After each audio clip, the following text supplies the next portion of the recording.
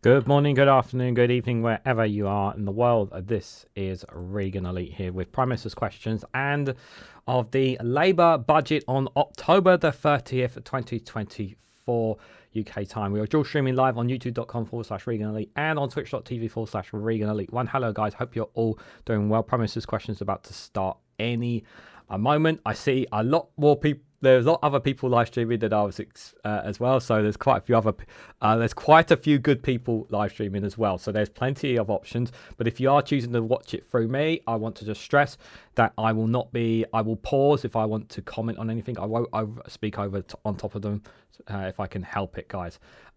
We will be doing Prime Minister's questions. It's about to start shortly. Let me just get that ready for you guys.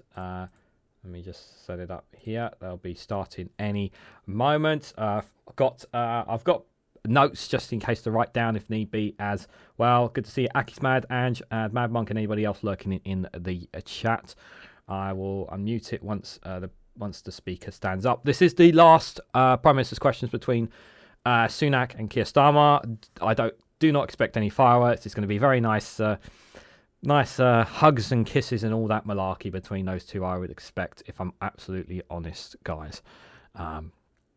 It should only be 30 minutes because they said the budget will be at 12:30, just for reference. DJ Mardi Amu, good to see you there as well. Hope you're doing well. Just going to put these in as well. So normally I'd have the bigger headphones, but I thought I'd go with these today. Right, here we go. I wish. If you have any problems with the mic or the volume, let me know, guys. But yeah, very important. I wish to remind the House that the following horrendous, terrible incident in Southport on the 29th of July, a suspect is awaiting trial, having been charged with multiple offences. That means the House sub judice resolution is engaged and references should not be made to the case. I know that all honourable members wish to see justice done in this case. It is therefore of paramount importance that nothing is said in this House which could potentially prejudice a proper trial or lead to it being abandoned. I know it can be frustrating when we can see reports in the media of the matters that we are not free to discuss here. But that arises from Parliament's constitutional relationship with the courts. More importantly, at the heart of this case are three young girls. We all want to see justice done for them and for their families and for others injured in and affected by this appalling incident. Speculation about the cases, including comments made in this House, could seriously risk prejudicing proceedings. I know that none of us would ever wish to do that. Therefore, it would be wrong of me to exercise a waiver in this case, and members should not refer to it or risk prejudicing this case. Yeah. Of course, I understand that members have legitimate questions about the circumstances surrounding this case. There will be no doubt wanting ministers to commit that they will come to the House and answer those questions once the legal proceedings are concluded. I give my assurance that I will ensure there are ample opportunities to do so.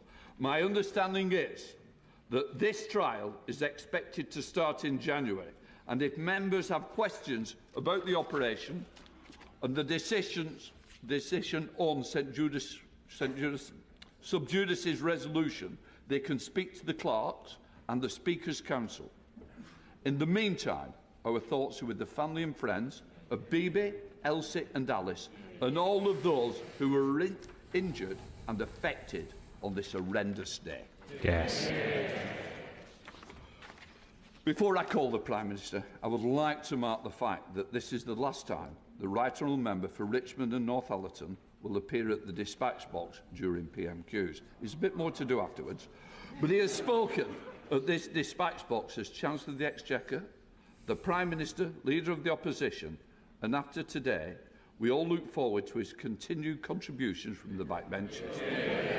No, won't be for long, I don't think. We wish him and his family well in the future endeavours. And I say personally, Thank you for a working relationship.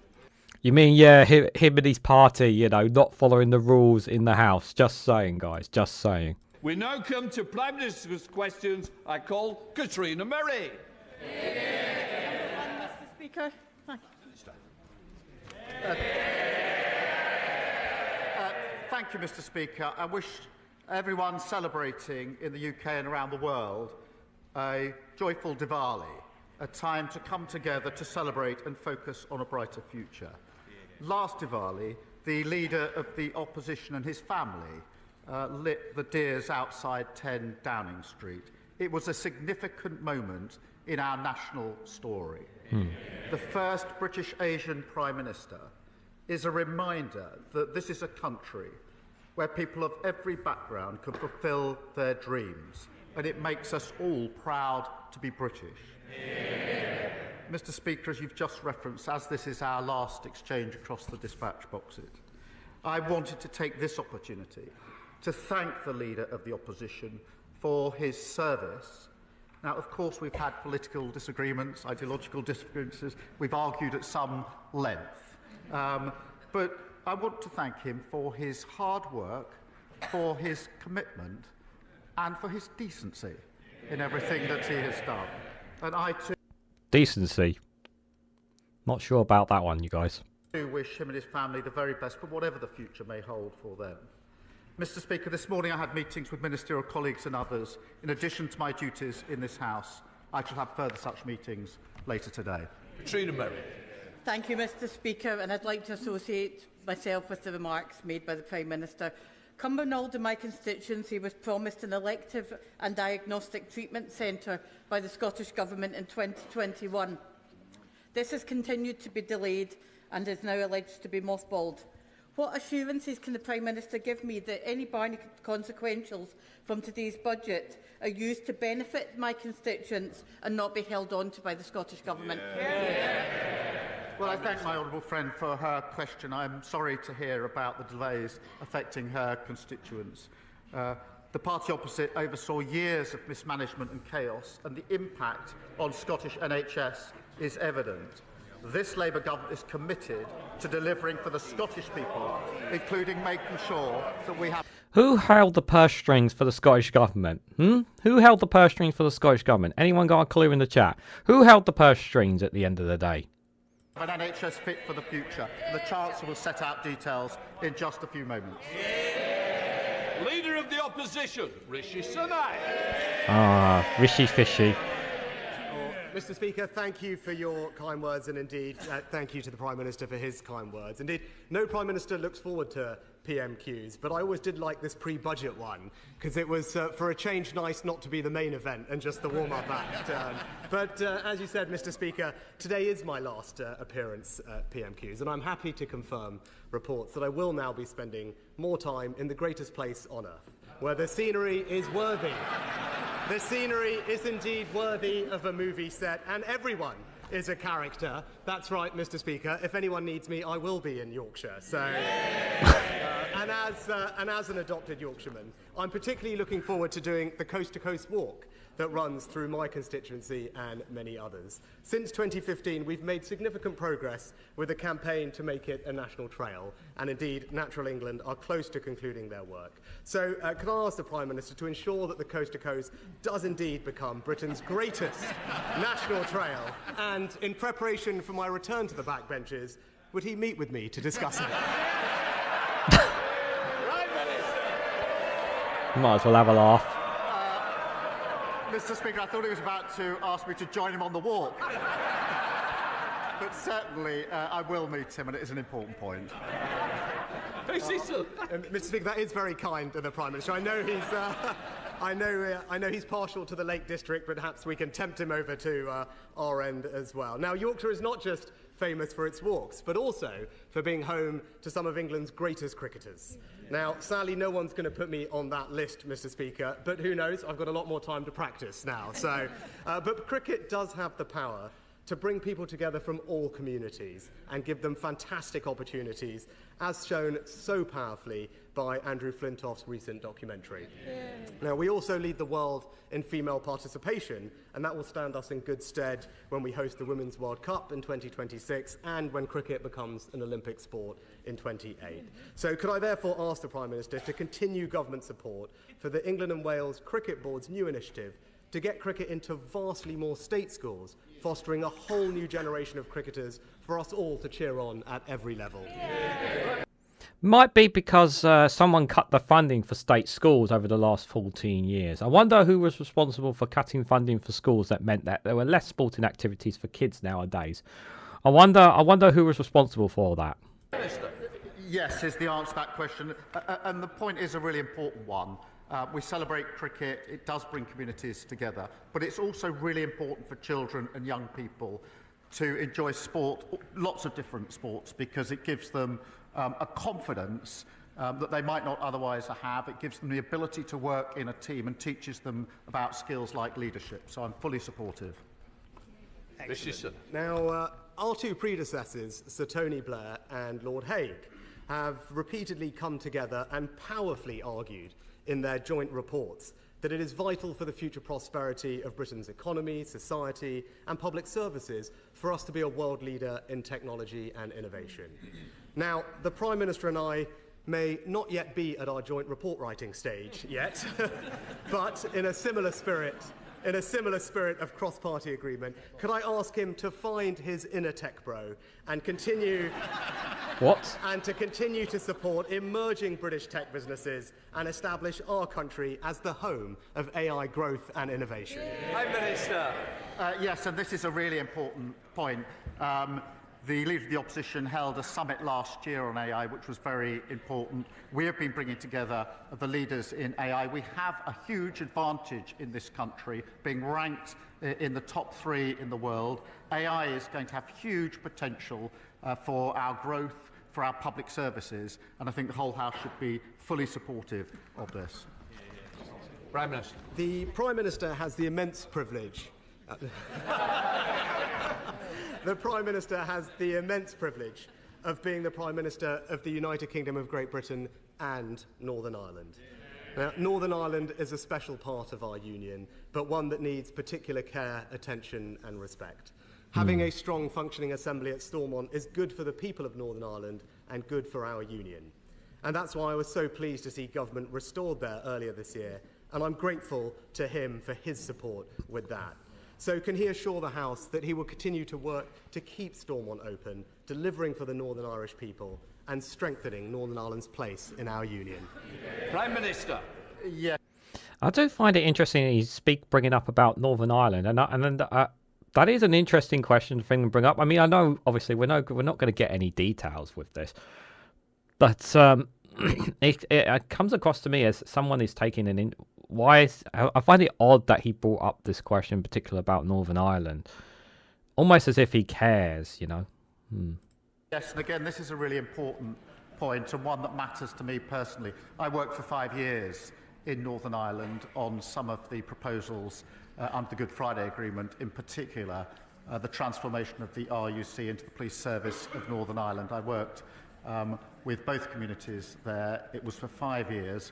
It was very important to me, had a huge impact on me, and so I care deeply about Northern Ireland, and I absolutely agree that the institutions government needs to be up and running and want to give all support I can to the further development in Northern Ireland. Now, as Prime Minister, he will be acutely aware of the threats that our United Kingdom faces from an axis of authoritarian states, Iran, North Korea, Russia and China.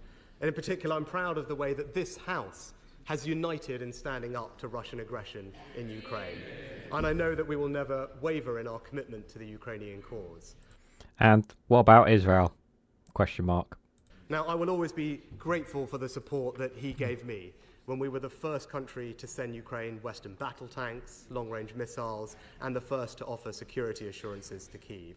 So in light of the threats that we face, can I urge him to always maintain the strength of the transatlantic alliance and ensure that NATO remains the bedrock of Western security, with the United Kingdom playing a leading role? Yes, and NATO is, in my view, as important today as the day in which it was created. in light of the challenges that we face. And it was a Labour government that was the proud co-founder of NATO, and we've repeatedly said we support NATO to the hilt. Rishi Sunak.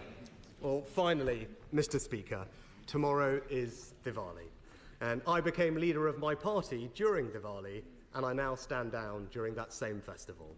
So I'm proud to have been the first British Asian Prime Minister, but I was even prouder that it was not that big a deal. And that speaks volumes about the values of the British people, of our country, and of this Parliament.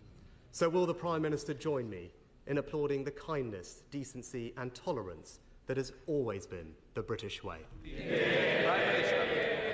Yes, and I meant what I said when I said that we were all proud to see him standing there as Prime Minister, representing our diverse country. We were all proud. I think everybody in this House was. So I thank him for that.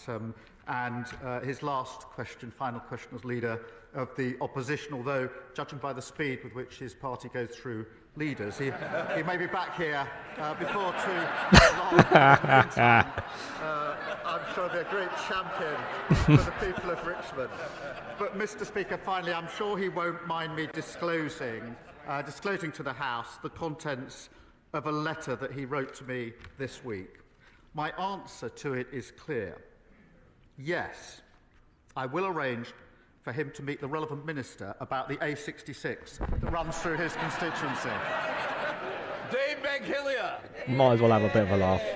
Thank you, Mr. Speaker. Mr. Speaker, in Hackney, nearly 4,000 children who could fill 8 primary schools are in temporary accommodation, many outside London. This is bad for their future opportunities. It's ripping apart our communities.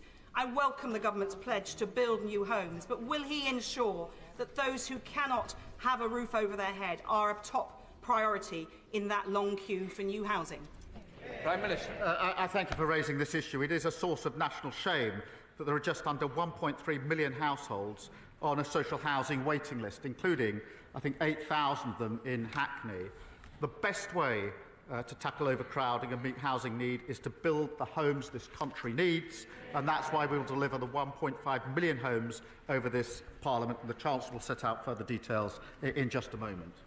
I will say, obviously, just on that question, it is absolutely shameful that we have so many children in society who are just not getting the opportunities that they need to get in the homes that they deserve. It is absolutely, utterly shameful that we have this situation, considering we are one of the wealthiest nations in the world, one of the 7th wealthiest nations on the world. It's utterly shameful that this has happened. And I'd like to say that I hope that Labour does do something about this, but we have to hold our breath on it. Leader of the Liberal Democrats, Sir Ed Davey. Thank you, Mr. Speaker. Can I associate myself with your remarks and the remarks of the Prime Minister about the right honourable gentleman, the member for Richmond and Northallerton, and thank him for his service and wish him and the whole country a happy Diwali.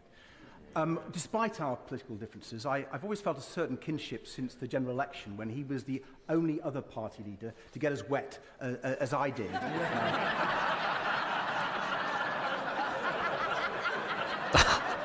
You got... Oh, I get that.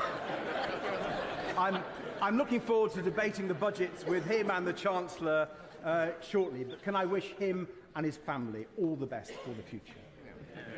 Mr. Speaker, next month's summit in Baku is a chance for the UK to regain world leadership on climate change, a role disastrously lost under the Conservatives. As this is the final summit before countries must ratchet up their new Paris agreements before 2035, will the Prime Minister take this opportunity to seize back world leadership on climate change by committing today to support the targets set out this week by the Independent Climate Change Committee and publish a programme to deliver on those? I think it's very clear that I do have a great deal of questions about Labour when it comes to climate, because although they have said a lot of things in the run-up to the election and obviously coming into power, you know, the £22 billion carbon capture project raised eyebrows. The stepping obviously not nationalising the water energy companies with a energy secretary who allegedly took donations that were linked to a water energy company.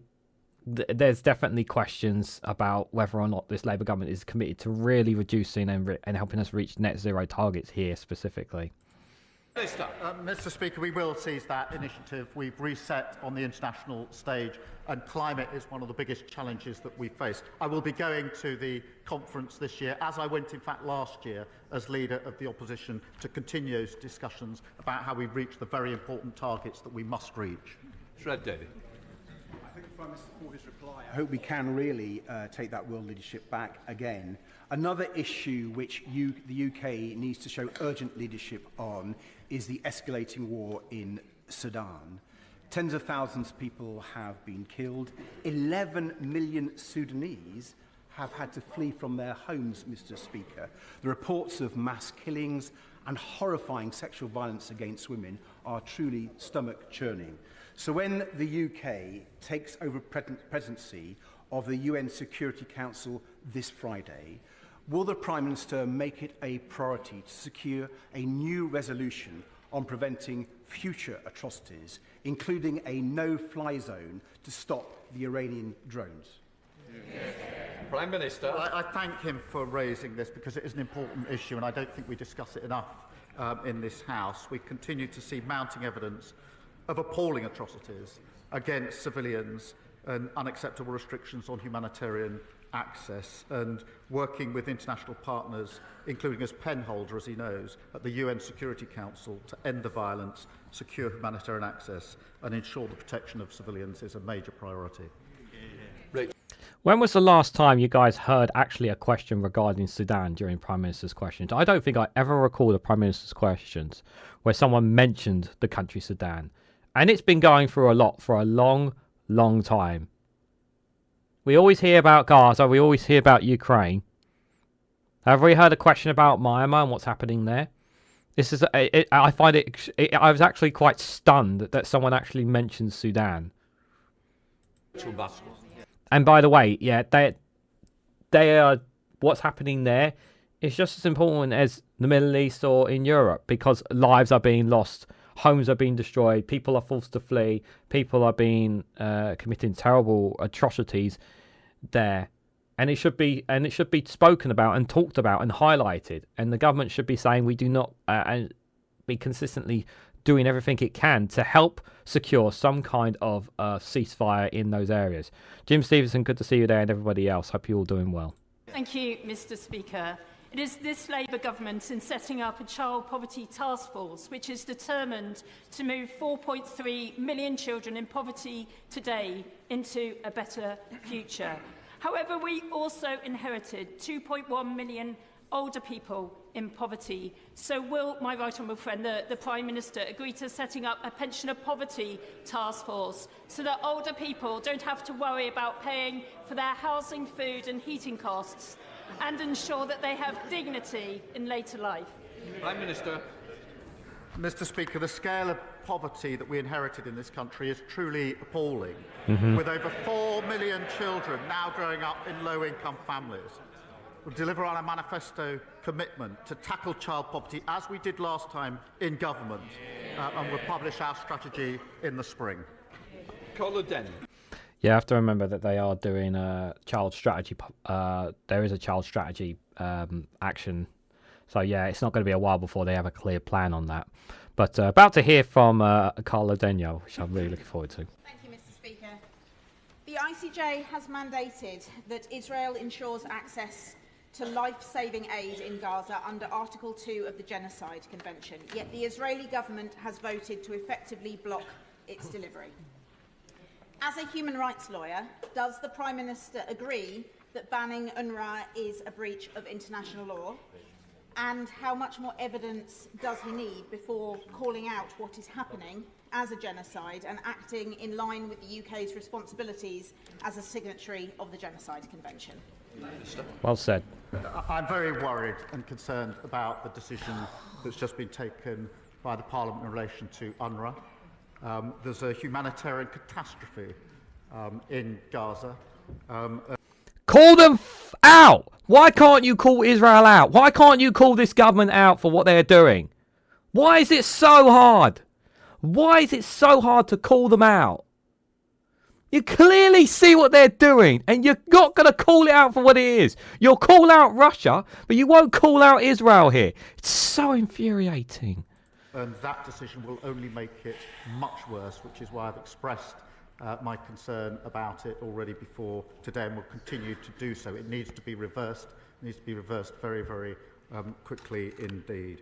I have never described what's going on in Gaza as genocide. I do agree that all sides should comply with international law.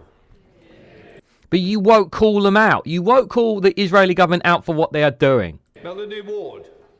Shameful. Thank you, Mr. Speaker.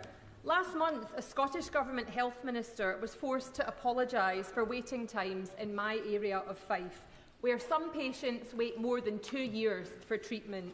My constituents deserve so much better than this.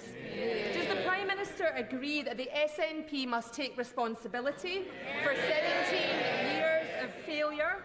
And if today's budget delivers a bigger block grant to Scotland, they must sort out the mess they have made of Scotland's precious NHS. It just sounds like they're just taking pot shots. Now, obviously, I can't speak for her constituents in her area, but Scotland's NHS is in a far better state than England and Wales's. That's one thing for sure.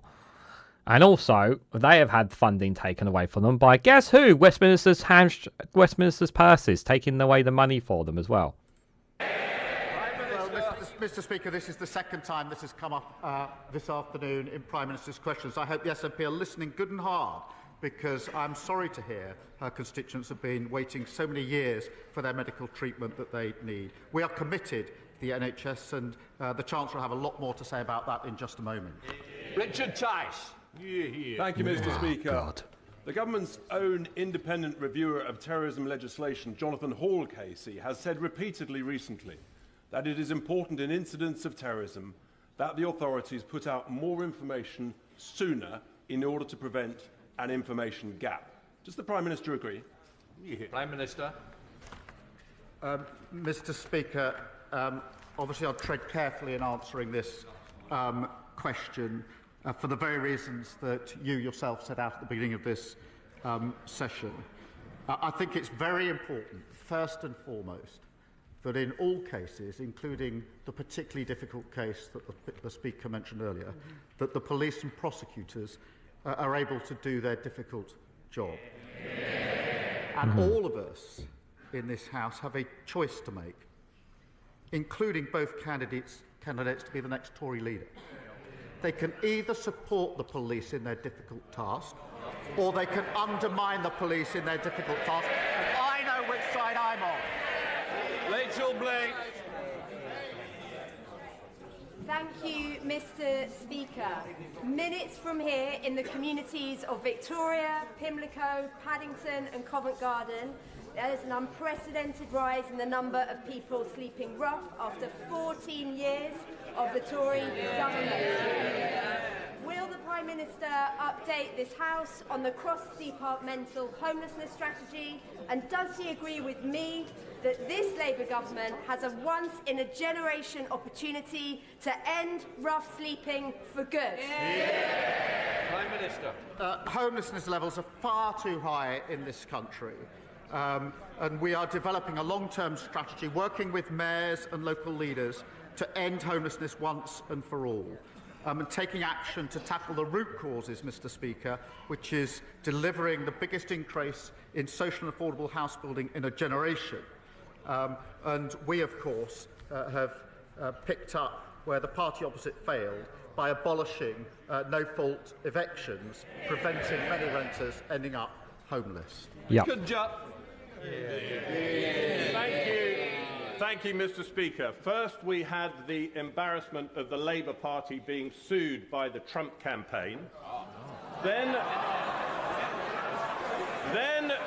we had the national capitulation of... Let me hear the rest of the question, please. Thank you, Mr. Speaker. Then we had the national capitulation of the government over the sovereignty of the Chagos Island. Oh, who started that process, guys? Do you know who started that process? It was Liz Truss and the Conservatives. You didn't know that, did you? Now we have had the personal humiliation of the Prime Minister at the Commonwealth Heads of Government Summit. All of which begs the question, Mr. Speaker, how on earth does a Foreign Secretary still have the full confidence of the Prime Minister? What a nonsense question. Mr. Speaker, I was intending to say that he was an upgrade on his predecessor. Who, of course, drove up thousands of pounds in mortgages, but I withdraw that now. Thank you, Mr. Speaker. When the Prime Minister and the Chancellor discuss the importance of supporting working families, I think of the dedicated farmers in South Norfolk. The Prime Minister has constantly acknowledged the critical role of food security and the need for farmers to have certainty to plan. Can the Prime Minister confirm what action our government will be taking to back British farming in constituencies like mine? Prime Minister. Mr. Speaker, I welcome my honourable friend to his place. And talking of predecessors, no one did more damage to rural constituencies than his nearby predecessor, whose disastrous mini-budget crashed the economy and hurt his constituents. I do note that she's been tweeting the approval of the current Shadow Chancellor's attacks on the independent OBR, just showing the party opposite have learned absolutely nothing. That is true. And farms are being forced out of business due to Tory neglect, and we will turn that around, and you'll hear more about that in the budget in just a minute. Helen Morgan. Thank you very much, Mr. Speaker. The Robert Jones and Agnes Hunt Hospital in Oswestry in my constituency is home to the Veterans Orthopaedic Service, and that's by far the largest provider of veterans hospital care in the country. It's a fine example of what you can build when the NHS and the local authority work together. It costs no extra public money to set it up, but because of NHS changes in the way ICBs charge each other, it's been left with a funding shortfall. Will the Prime Minister come and visit this fantastic facility in beautiful North Shropshire and see for himself why it's so important we keep it going? I thank the honourable member for raising that issue, and we're all grateful to our veterans for their service in protecting our country. I do understand the value of the centre that she references and the support that it provides for veterans, and we are committed to ensuring veterans receive the employment, the mental health and the housing support that they need. The upcoming budget will set out the changes that we'll be making. Thank you. Obviously, we are going to be delayed. I just remind you, so we're not going to be completely live, but we are going to be delayed on the budget because obviously, as I said at the start of this live stream, I will be stopping every now and then. I just want to say I do hope that veterans, especially homeless veterans, are given the support they need more than anything, because there has been so much in suffering across the entire United Kingdom without a shadow of a doubt. Jim Dixon. Thank you, Mr. Speaker. After 14 years of failure by the last government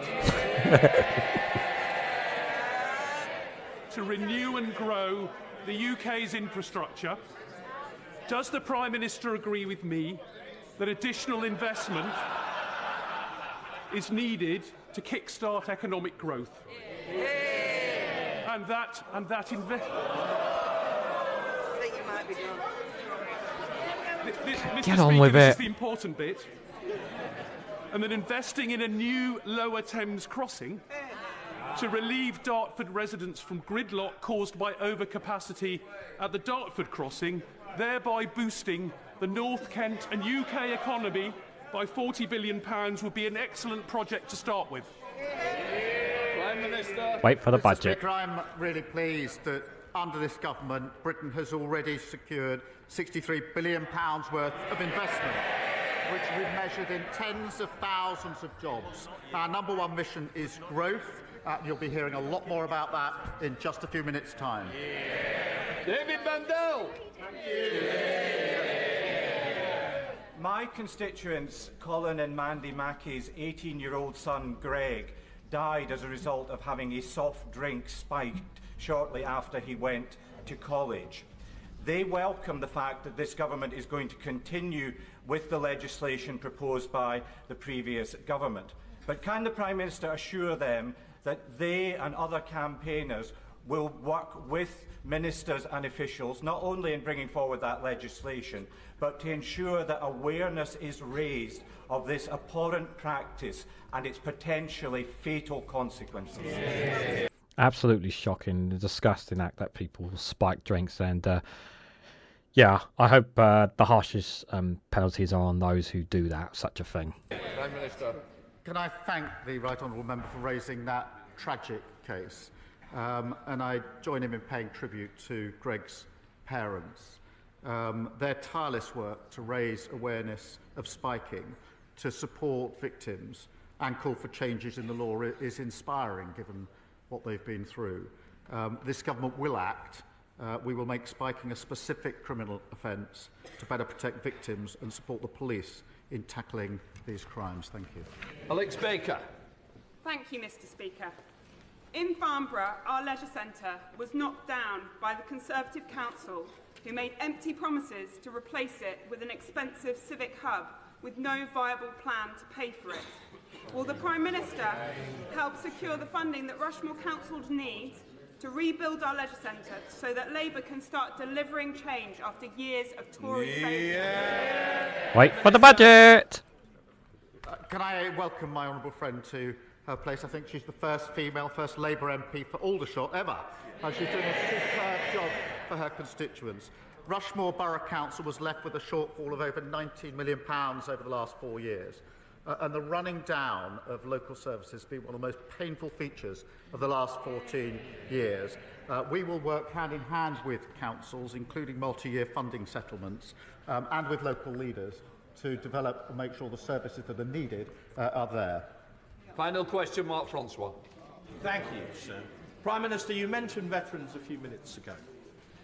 As we approach Remembrance Tide, one group of veterans we all owe a great debt to are those who served during the Troubles in Northern Ireland.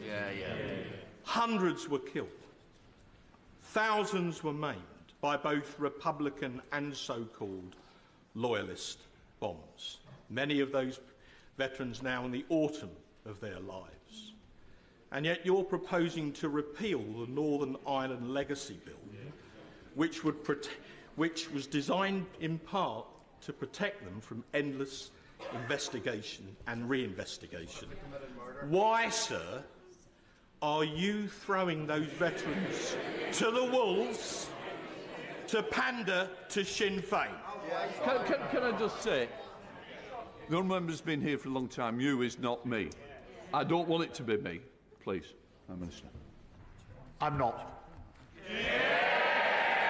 Well, that was quick. Good luck. Thank you very much. Thank you.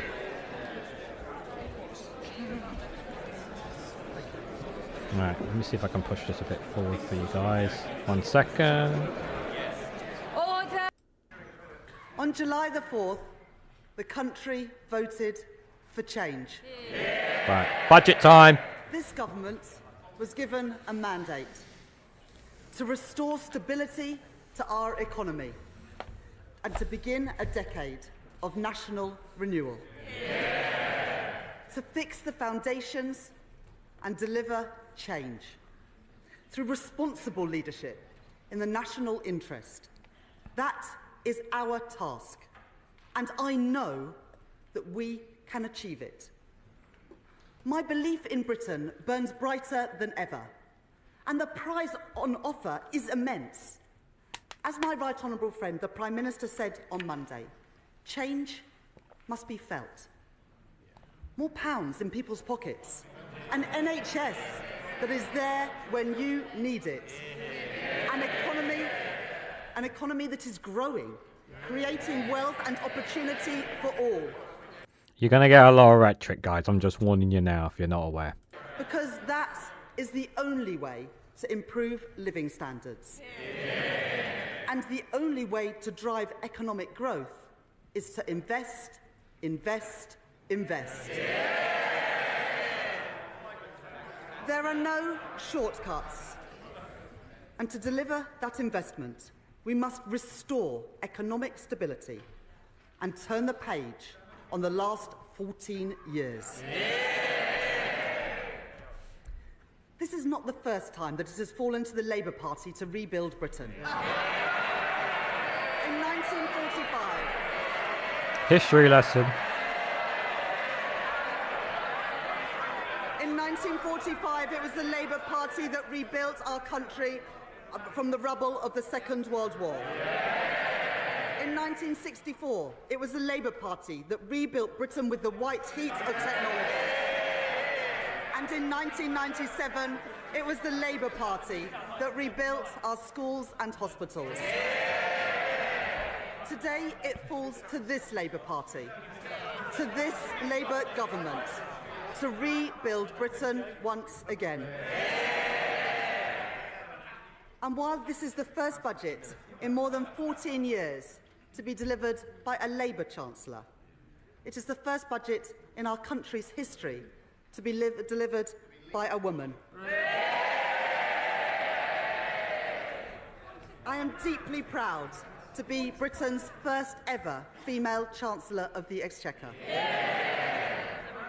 To girls and young women everywhere, I say, let there be no ceiling on your ambition, your hopes, and your dreams. And along with the pride that I feel standing here today, there is also a responsibility to pass on a fairer society and a stronger generation to the next generation of women. Madam Deputy Speaker, the party opposite failed our country. Their austerity broke our National Health Service.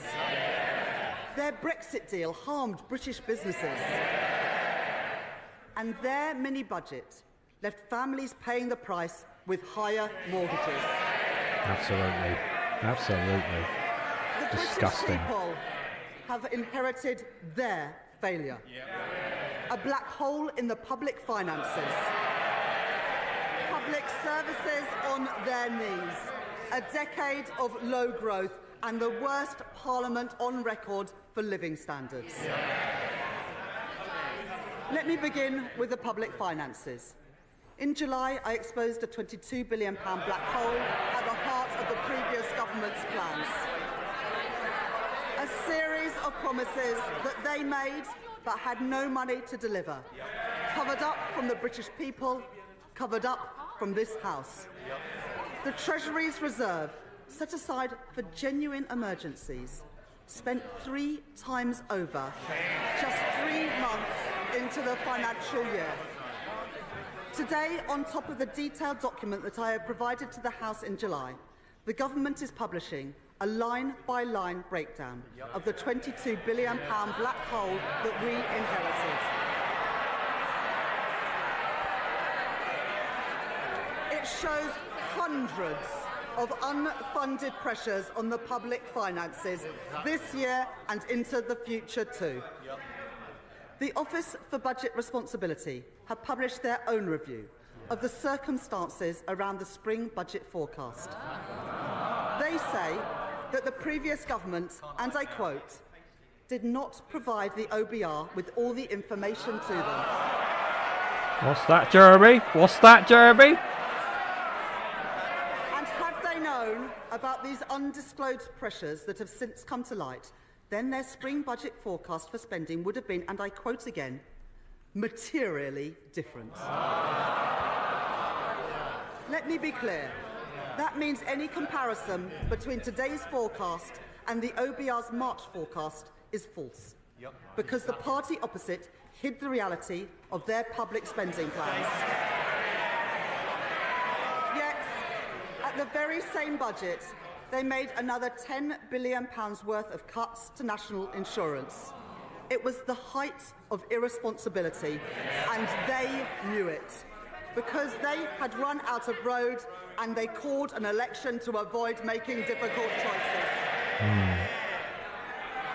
So let me make this promise to the British people.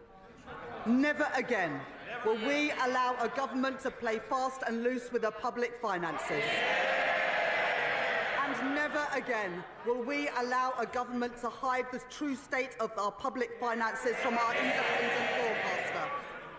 That's why today I can confirm that we will implement in full the 10 recommendations from the Independent Office for Budget Responsibilities Review. But the country has inherited not just broken public finances, but broken public services too. The British people can see and they can feel that in their everyday lives. NHS waiting lists at record levels. Children in porter cabins as school roofs crumble. Trains that do not arrive, rivers filled with polluted waste, prisons overflowing, crimes which are not investigated, and criminals who are not punished. That is the country's inheritance. That is the country's inheritance from the party opposite. But they had no plan to improve our public services. Whatever you might think of Labour, everything she just said there is a fact. And they had no plan to put our public finances on a stable footing. Quite the opposite. Since 2021, there have been no detailed plans for departmental spending set out beyond this year. And their plans relied on a baseline for spending this year, which we now know was wrong, because it did not take into account the £22 billion black hole. The previous government also failed to budget for costs that they knew would materialise. That includes funding for vital compensation schemes for victims of two terrible injustices.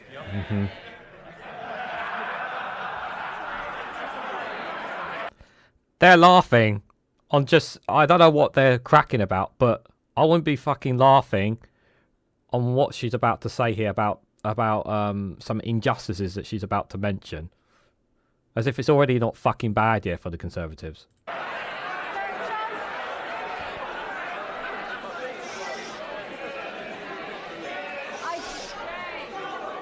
just mentioned respecting colleagues. The public are watching. They want to hear what the Chancellor has to say. Simmer down.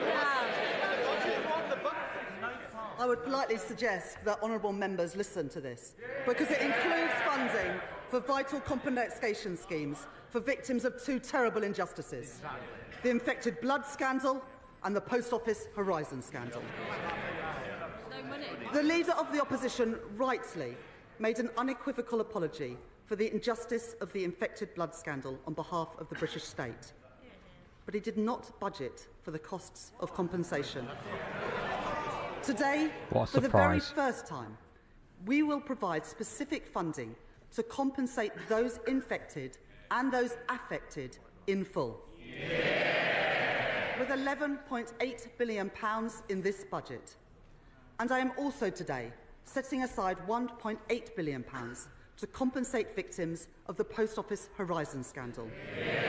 Redress that is long overdue for the pain and injustice that they have suffered. Good. Madam Deputy Speaker, the leadership campaign for the party opposite has now been going on for over 3 months. But in all that time, not one single apology for what they did to our country. Because the Conservative Party has not changed. But this is a changed Labour Party. Good point, Mags. What about the Waspies? And we will restore stability to our country once again. The scale and seriousness of the situation that we have inherited cannot be underestimated. Together, the hole in our public finances this year, which recurs every year, the compensation schemes that they did not fund, and their failure to assess the scale of the challenges facing our public services means that this budget raises taxes by £40 billion. Any Chancellor standing here today would have to face this reality. And any responsible Chancellor would take action.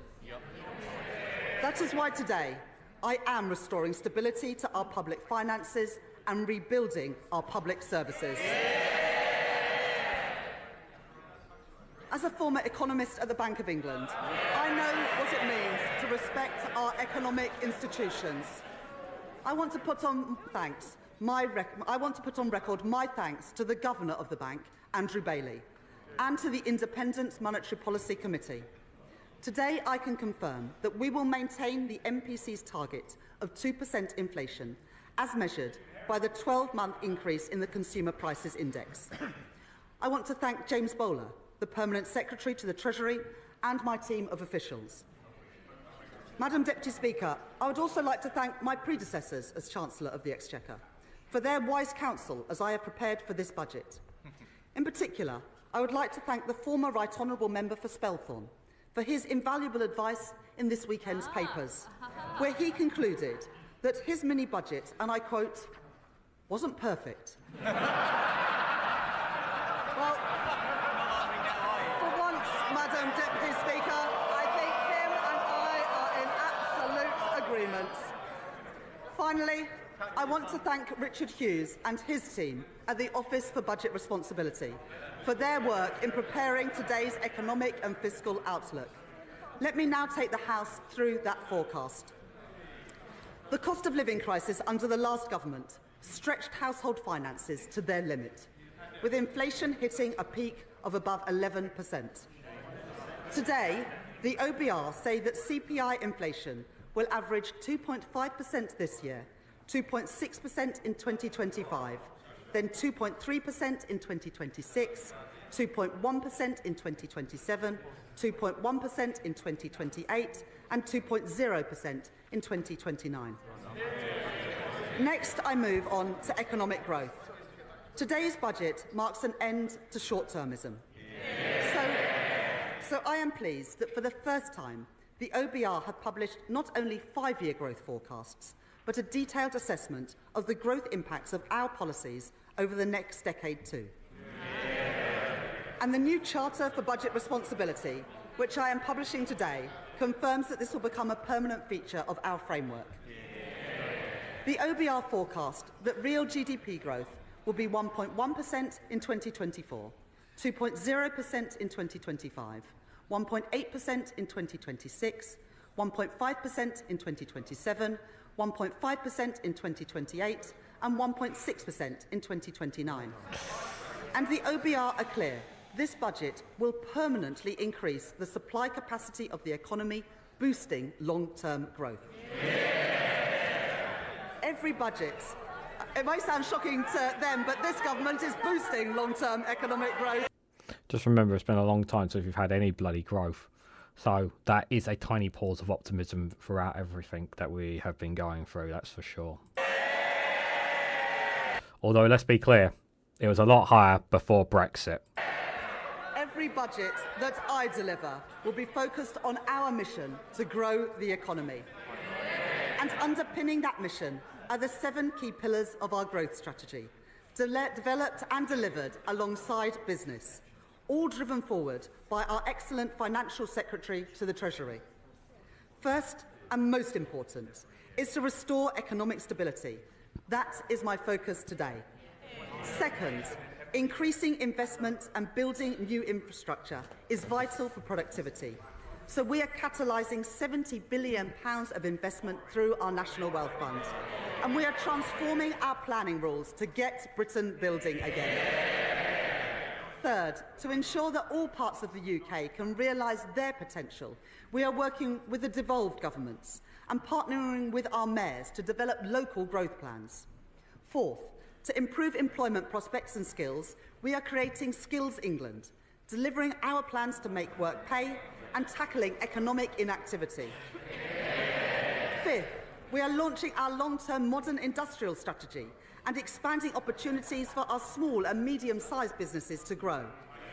Sixth, to drive innovation, we are protecting record funding for research and development to harness the full potential of the UK's science base. And finally, to maximise the growth benefits of our clean energy mission, we have confirmed key investments such as carbon capture and storage to create jobs in our industrial heartlands. Our approach is already having an impact. Just 2 weeks ago, we delivered an international investment summit which saw businesses commit £63.5 billion of investment into our country, creating nearly 40,000 jobs across the United Kingdom. But we cannot undo 14 years of damage in one go. No. Economic growth will be our mission for the duration of this Parliament. Madam Deputy Speaker, in our manifesto, we set out the fiscal rules that would guide this government. I am confirming those today. Our stability rule and our investment rule. The stability rule means that we will bring the current budget into balance so that we do not borrow to fund day-to-day spending. We will meet this rule in 2029-30 until that becomes the third year of the forecast. From then on, we will balance the current budget in the third year of every budget held annually each autumn. That will provide a tougher constraint on day-to-day spending so that difficult decisions cannot be constantly delayed or deferred. The OBR say that the current budget will be in deficit by £26.2 billion in 2025-26 and £5.2 billion in 2026-27, before moving into surplus of £10.9 billion in 2027-28, £9.3 billion in 2028-29 and £9.9 billion in 2029-30, meeting our stability rule 2 years early. Monthly public sector finance data show that government borrowing in the first 6 months of this year was already running significantly higher than the OBR's March forecast. And so the OBR confirmed today that borrowing in this financial year is now £127 billion, reflecting the inheritance left by the party opposite. The increase in the net cash requirement in 2024-25 is lower than the increase in borrowing, at £22.3 billion higher than the spring forecast. Because of the action that we are taking, borrowing falls from 4.5% of GDP this year to 2.1% of GDP by the end of the forecast. Public sector net borrowing will be £105.6 billion in 2025-26, £88.5 billion in 2026-27, £72.2 billion in 2027-28, £71.9 billion in 2028-29 and £70.6 billion in 2029-2030. Madam Deputy Speaker, before I come to tax, it is vital that we are driving efficiency and reducing wasteful spending. In July, to begin delivering and dealing with our inheritance, I made £5.5 billion of savings this year. Today we are setting a 2% productivity, efficiency and savings target for all departments to meet next year by using technology more effectively and joining up services across government. As set out in our manifesto, I will shortly be appointing our COVID Corruption Commissioner. Yes. They will lead our work to uncover those companies that used a national emergency to line their own pockets. Because that money belongs in our public services and taxpayers want that money back. And I can confirm today that David Goldstone has been appointed as the chair of the new Office for Value for Money to help us realise the benefits from every pound of public spending.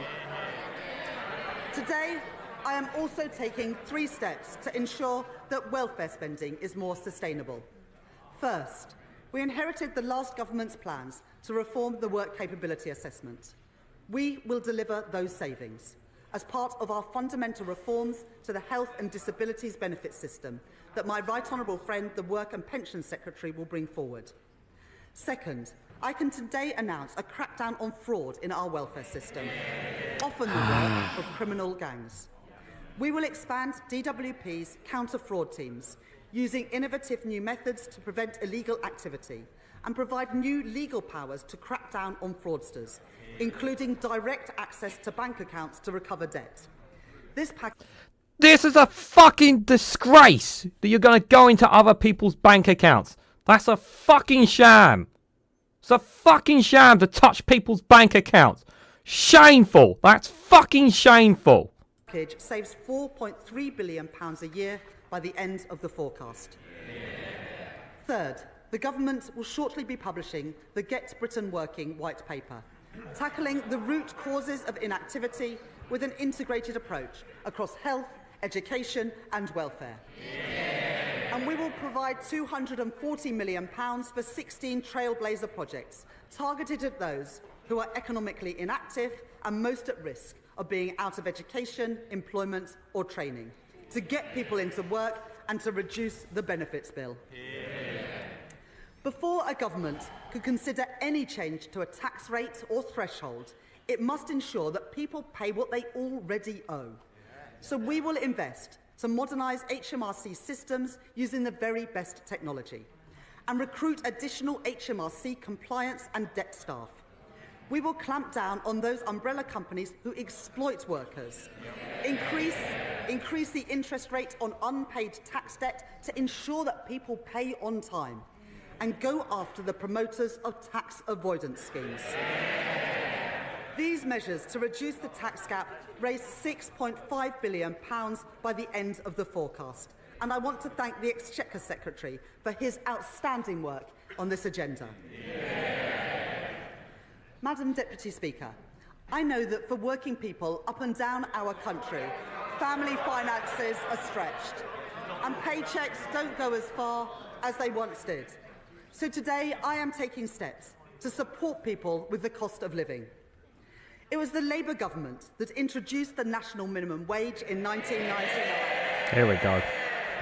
It had a transformative impact on the lives of working people. As promised in our manifesto, we asked the Low Pay Commission to take account of the cost of living for the first time. I can confirm that we will accept the Low Pay Commission recommendation to increase the national living wage by 6.7% to £12.21 an hour. Good. Worth up to £1,400 a year for a full-time worker. It's still not enough, but it is better than nothing, is all I will say. And for the first time, we will move towards a single adult rate phased in over time by initially increasing the national minimum wage for 18 to 20-year-olds by 16.3% as recommended by the Low Pay Commission, taking it to £10 an hour. A Labour policy to protect working people being delivered by a Labour government once again. Second, I have heard representations from colleagues across this House about the carers allowance and the impact of the current policy on carers looking to increase the hours that they work, including from the Honourable Members for Shipley, the Honourable Member for Scarborough and Whitby, and the Right Honourable Member for Kingston and Surbiton too. Carers allowance currently provides up to £81.90 per week to help those with additional caring responsibilities. Today I can confirm that we are increasing the weekly earnings limit to the equivalent of 16 hours at the national living wage per week, the largest increase in carers allowance since it was introduced in 1976. This means that a carer can now earn over £10,000 a year while receiving carers allowance, allowing them to increase their hours where they want to and keep more of their money. I am also concerned about the cliff edge in the current system and the issue of overpayments. My right honourable friend, the Work and Pensions Secretary, has announced an independent review to look at the issue of overpayments, and we will work across this House to develop the right solutions. Third, we will provide £1 billion from next year to extend the Household Support Fund and discretionary housing payments to help those facing financial hardship with the cost of essentials. Fourth, having heard representations from the Joseph Rowntree Foundation, Trussell and others to reduce the level of debt repayments that can be taken from a household's universal credit payment each month by reducing it from 25% to 15% of their standard allowance. This means that 1.2 million of the poorest households will keep more of their award each month, lifting children out of poverty, and those who benefit will gain an average of £420 a year. No removal of the two-child benefit cap then, Chancellor? You're going to allow people still to suffer? Nothing of the two-child benefit cap at all? No? Nothing at all? Madam Deputy Speaker, our plan to make work pay will also protect working people. I know that the party opposite are deeply interested in our plans here. Having seen their colleagues repeatedly dismissed at short notice, I I know that they are worried about their future under the Right Honourable Member for North West Essex. So they should rest easy, knowing that our plan will protect working people from unfair dismissal. It will safeguard them from bullying in the workplace. And it will improve their access to paternity and maternity leave. Looking at you, Kemi Bacanot. I hope that the new Shadow Cabinet will soon be grateful for these increased protections at work. It is right that we protect those who have worked all their lives. In our manifesto, we promised to transfer the Investment Reserve Fund in the Mine Workers Pension Scheme to members. And I have listened closely to my honourable friends for Easington, Doncaster Central, Blaenau Gwent and Ayr, Carrick and Cumnock on this issue. Today, we are keeping our promise so that working people who powered our country receive the fair pension that they are owed. Our manifesto committed to the triple lock, meaning spending on the state pension is forecast to rise by over £31 billion by 2029-30 to ensure that our pensioners are protected in their retirement. This commitment means that while working age benefits will be uprated in line with CPI at 1.7%, the basic and new state pension will be uprated by 4.1% in 2025-26. This means that over 12 million pensioners will gain up to £470 next year, up to £275 more than if uprated by inflation. The pension credit standard minimum guarantee will also rise by 4.1%, from around £11,400 per year to around £11,850 a year for a single pensioner. While I have sought to protect working people with measures to reduce the cost of living, I've had to take some very difficult decisions on tax. I want to set out my approach to fuel duty. Baked into the numbers that I inherited from the previous government is an assumption that fuel duty will rise by RPI next year and that the temporary 5p cut will be reversed. To retain the 5p cut and to freeze fuel duty again would cost over £3 billion next year. At a time when the fiscal position is so difficult, I have to be frank with the House that this is a substantial commitment to make. I have concluded that in these difficult circumstances, while the cost of living remains high, and with a backdrop of global uncertainty, increasing fuel duty next year would be the wrong choice for working people. It would mean fuel duty rising by 7p per litre. So I have decided today to freeze fuel duty next year, and I will maintain the existing 5p cut for another year too. There will be no higher taxes at the petrol. There will be no higher taxes at the petrol pumps next year. Interesting. Madam Deputy Speaker, the last government made cuts of £20 billion to employees and self-employed national insurance in their final two budgets. These tax cuts were not honest. No.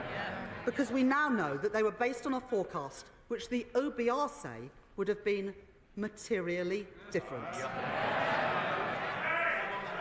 It would have been materially different had they known the true extent of the last government's cover-up. Since July, I have been urged on multiple occasions to reconsider these cuts, to increase the taxes that working people pay and see in their payslips. But I have made an important choice today, to keep every single commitment that we made on tax in our manifesto. So I say to working people, I will not increase your national insurance, I will not increase your VAT, and I will not increase your income tax.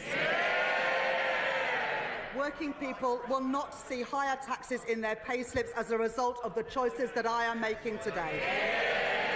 That is a promise made and a promise fulfilled. But any responsible Chancellor would need to make difficult decisions today, to raise the revenues required to fund our public services and to restore economic stability. So in today's budget, I am announcing an increase in employers' national insurance contributions. We will increase the rate of employers' national insurance by 1.2 percentage points to 15% from April 2025. And we will reduce the secondary threshold, the level at which employers start paying national insurance on each employee's salary, from £9,100 a year to £5,000. This will raise £25 billion per year by the end of the forecast period. I know that this is a difficult choice. I do not take this decision lightly. We are asking... If you tell me for 1 minute that businesses are not going to throw that back at employees, you got another fucking thing coming, Chancellor. You cannot stand there and tell me that employees are not going to facing this. That's bold. That's bold. Businesses to contribute more.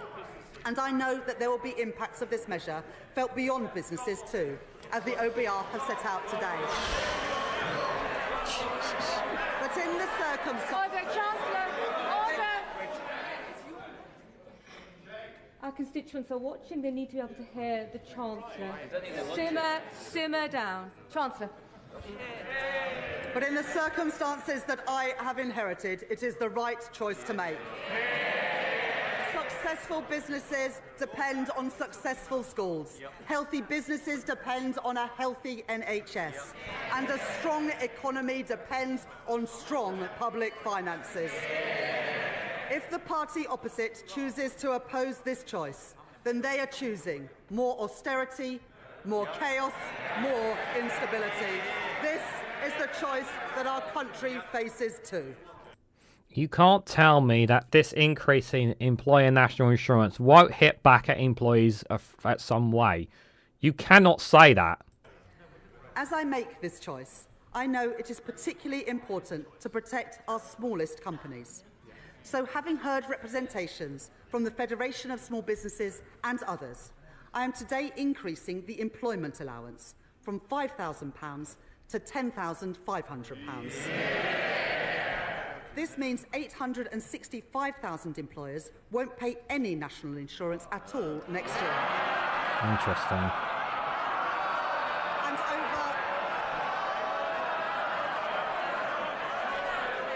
And over 1 million will pay the same or less than they did previously. This will allow a small business to employ the equivalent of 4 full-time workers on the national living wage without paying any national insurance on their wages. Interesting. Madam Deputy Speaker, let me now come to capital gains tax. We need to drive growth, promote entrepreneurship and support wealth creation, while raising the revenue required to fund our public services and restore our public finances. Today, we will increase the lower rate of capital gains tax from 10 to 18% and the higher rate from 20 to 24%, while maintaining the rates of capital gains tax on residential property at 18 and 24% too. This means the UK will still have the lowest capital gains tax rate of any European G7 economy. Alongside these changes to the headline rates of capital gains tax, we are maintaining the lifetime limit for business asset disposal relief at £1 million to encourage entrepreneurs to invest in their businesses. Business asset disposal relief will remain at 10% this year before rising to 14% in April 2025 and to 18% from 2026-27, maintaining a significant gap compared to the higher rate of capital gains tax. Together, the OBR say that these measures will raise £2.5 billion by the end of the forecast.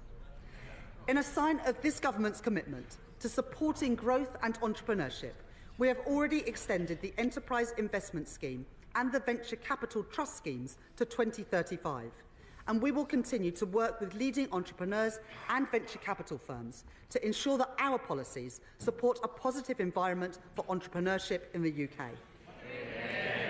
Next, inheritance tax. Only 6% of estates will pay inheritance tax this year. I understand the strongly held desire to pass down savings to children and grandchildren, so I am taking a balanced approach in my package today. First, The previous government froze inheritance tax thresholds until 2028. I will extend that freeze for a further 2 years until 2030. That means the first £325,000 of any estate can be inherited tax-free, rising to £500,000 if the estate includes a residence passed to direct descendants, and £1 million when a tax-free allowance is passed to a surviving spouse or civil partner. Second, we will close the loophole created by the previous government, made even bigger when the lifetime allowance was abolished, by bringing inherited pensions into inheritance tax from April 2027. Finally, we will reform agricultural property relief and business property relief. From April 2026, the first £1 million of combined business and agricultural assets will continue to attract no inheritance tax at all. But for assets over £1 million, inheritance tax will apply with a 50% relief at an effective rate of 20%. This will ensure that we continue to protect small family farms and with three-quarters of claims unaffected by these changes. I can also announce that we will apply a 50% relief in all circumstances on inheritance tax for shares on the alternative investment market and other similar markets, setting the effective rate of tax at 20%.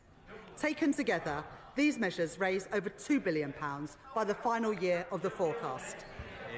Next, I can confirm that the government will renew the tobacco duty escalator for the remainder of this Parliament at RPI plus 2%, increase duty by a further 10% on hand-rolling tobacco this year, introduce a flat rate duty on all vaping liquid from October 2026, alongside an additional one-off increase in tobacco duty to maintain the incentive to give up smoking.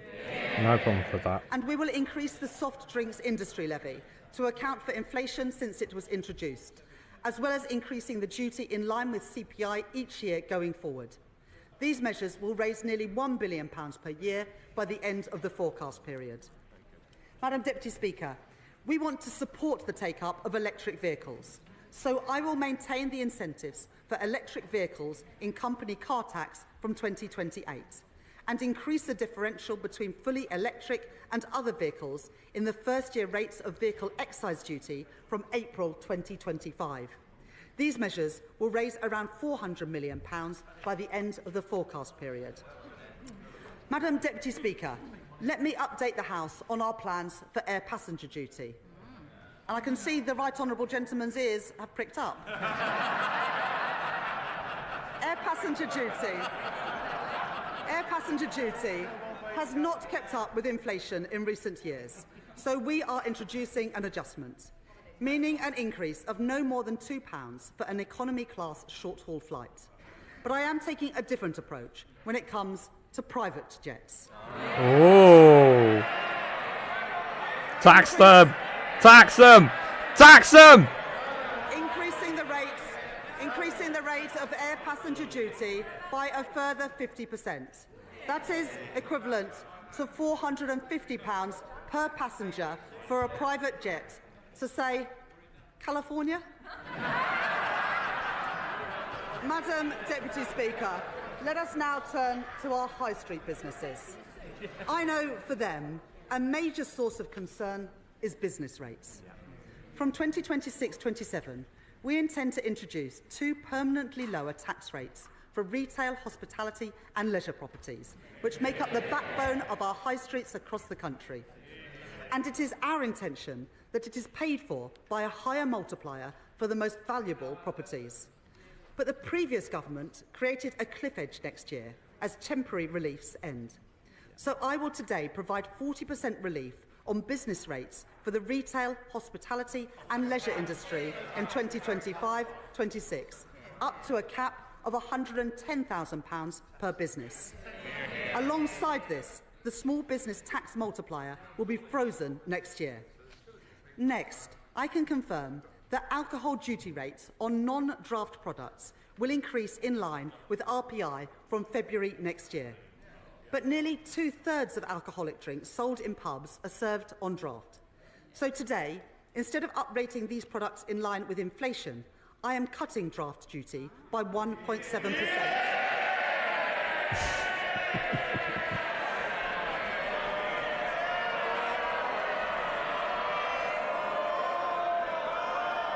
Which means a penny off the pints in the pub.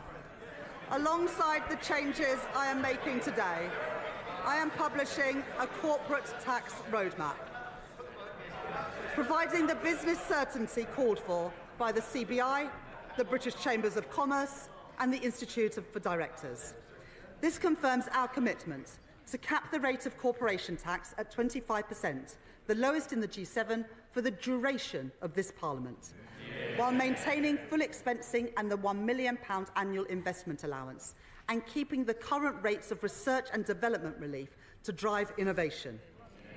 Madam Deputy Speaker, in our manifesto, we made a number of commitments to raise funding for our public services. First, I have always said that if you make Britain your home, you should pay your taxes here too. Yes. So what are you doing? So today I can confirm we will abolish the non-dom tax regime. Well, we knew that already. And we will remove the outdated concept of domicile from the tax system from April 2025. We will introduce a new residence-based scheme with internationally competitive arrangements for those coming to the UK on a temporary basis, while closing the loopholes in the scheme designed by the party opposite. To further encourage investment into the UK, we will also extend the temporary repatriation relief to 3 years and expand its scope, bringing billions of pounds of new funds into Britain.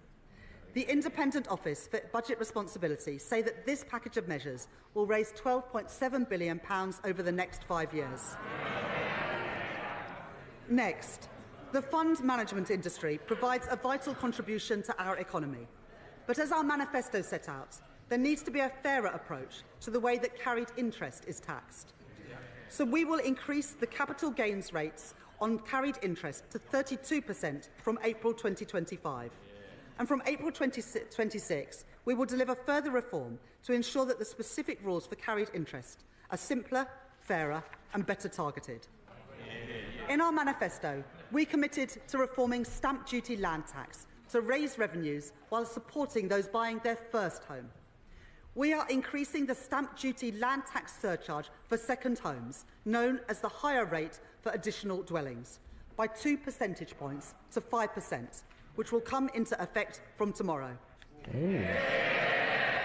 This will support over 130,000 additional transactions from people buying their first home or moving home over the next 5 years. Next, we are committed to reform the energy profits levy on oil and gas companies. I can confirm today that we will increase the rate of the levy to 38%, which will now expire in March 2030, and we will remove the 29% investment allowance to ensure that the oil and gas industry can protect jobs and support our energy security. So we will maintain the 100% first-year allowances and the decarbonisation allowances too. Finally, 94% of children in the UK attend state schools. What are you doing for them? To provide the highest quality of support and teaching that they deserve, we will introduce VAT on private school fees from January 2025. And we will shortly introduce legislation to remove their business rates relief from April 2025 too. We said in our manifesto that these changes, alongside our measures to tackle tax avoidance, would bring in £8.5 billion in the final year of the forecast. I can confirm today that they will in fact raise over £9 billion to support our public services and restore our public finances. That is a promise made and a promise fulfilled. Is that money going towards state schools, Chancellor? Madam Deputy Speaker, I have one final decision to take on tax today. The previous government froze income tax and national insurance thresholds in 2021, and then they did so again after the mini-budget. Extending their threshold freeze for a further 2 years raises billions of pounds. money to deal with the black hole in our public finances and repair our public services. Having considered this issue closely, I have come to the conclusion that extending the threshold freeze would hurt working people. It would take more money out of their payslips. I am keeping every single promise on tax that I made in our manifesto. So there will be no extension of the freeze in income tax and national insurance thresholds beyond the decisions by the previous government. From 2028-29, personal tax thresholds will be uprated in line with inflation once again. When it comes to choices on tax, this government chooses to protect working people every single time. Madam Deputy Speaker, these are the choices I have made: to restore economic stability and to protect working people. The next choice I make is to begin to repair our public services. Okay. In recent months, we have conducted the first phase of the spending review to set departmental budgets for 2024-25 and 2025-26. And I want to thank my right honourable friend, the Chief Secretary to the Treasury, for his tireless work with colleagues from across government. Because I have taken difficult decisions on tax today, I am able to provide an injection of immediate funding over the next 2 years to stabilise and to support our public services. Yes, yes. The next phase of the spending review will report in late spring, and I have set the overall envelope today. Day-to-day spending from 2024-25 onwards will grow by 1.5% in real terms. And today, departmental spending, including capital spending, will grow by 1.7% in real terms. At the election, we promised there would be no return to austerity. Today, we deliver on that promise. But given the scale of the challenge that we are facing in our public services, that means there will still be difficult choices in the next phase of the spending review. Just as we cannot tax and spend our way to prosperity, nor can we simply spend our way to better public services. So we will deliver a new approach to public service reform, using technology to improve public services and taking a zero-based approach so that taxpayers' money is spent as effectively as possible, and so we focus on delivering our key priorities. In the first phase of the spending review, I have prioritised day-to-day funding to deliver on our manifesto commitments. I want every child to have the very best start in life, and the best possible start to the school day too. And I know my right honourable friend, the Education Secretary, shares my ambition. So I am today tripling investment in breakfast clubs to fund them in thousands of schools. How about lunch and dinner as well for them? You know, I'm just saying, guys. Don't you think, yeah, that it shouldn't just be breakfast, but all meals? Do you think we should guarantee a meal for all children, regardless of their situation? Or should we not guarantee that? No. I am increasing the core schools budget by £2.3 billion next year to support our pledge to hire thousands more teachers into key subjects. That's good. So that our young people can develop the skills that they need for the future, I am providing an additional £300 million for further education. That's good. And finally, this government is committed to reforming special educational needs provision to improve outcomes for our most vulnerable children and to ensure that the system is financially sustainable. To support that work, I am today providing a £1 billion uplift in funding, a 6% real terms increase from this year. There is no more important job for government than to keep our country safe, and we are conducting a strategic defence review to be published next year. And as set out in our manifesto, we will set a path to spending 2.5% of GDP on defence at a future fiscal event. Today, I am announcing a total increase to the Ministry of Defence's budget of £2.9 billion next year.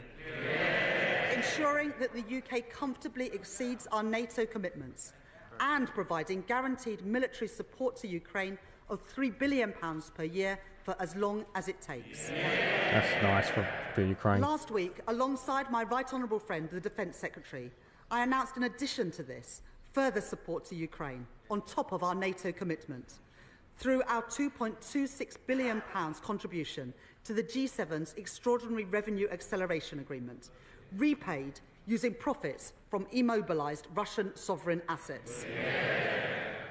And as we approach Remembrance Sunday, it is vital that we take time to remember those who have served our country so bravely. So I am today announcing funding to commemorate the 80th anniversary of VE and VJ Day next year, to honour those who have served at home and abroad. We must also remember those who experienced the atrocities of the Nazi regime firsthand. I would like to pay tribute to Lily Ebert, the Holocaust survivor and educator who passed away aged 100 earlier this month.